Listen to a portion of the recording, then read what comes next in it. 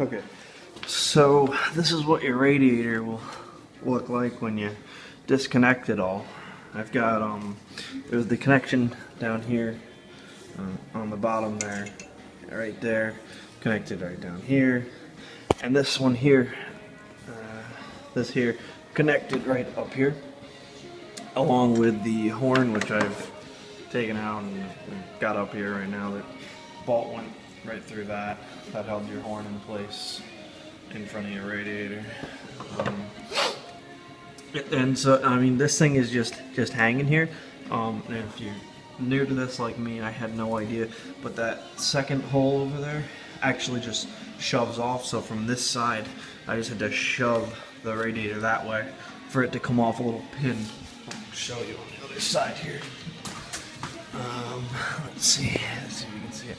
Yeah, that pin right there is just all that held it up.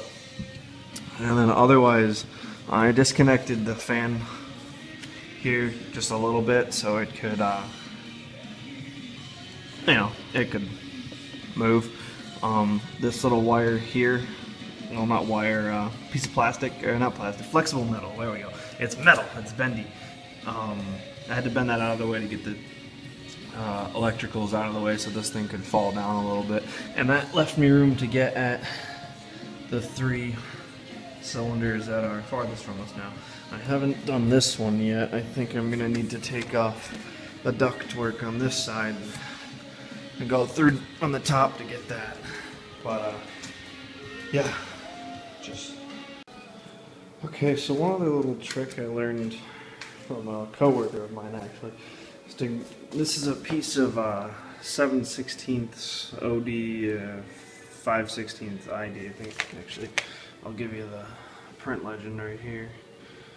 It's a vinyl tubing, and what you do with that when you're trying to put, these are my old spark plugs, I just finished changing mine, but what you do with this tubing is, I know I'm off camera here, but I'm just going to show you real quick what I do with this tubing. So I stick the tubing right on the spark plug, and that way you can feed the spark plug into the cylinder and everything with the tube, and then actually hand tighten the cylinder or the spark plug with the tube, and eventually it'll get to the point where let's see if we can do this on the camera.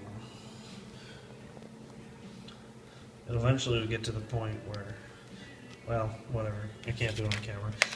The tube will spin around the spark plug before it'll strip anything across through or anything like that. So you can use the tube to set it in, and just keep trying and set it in with the tube, and then go ahead and put your removal tool, or I'm actually just using a 5/16 spark plug socket.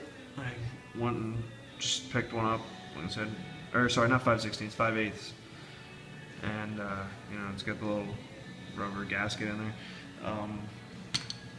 and that actually is doing the trick for me.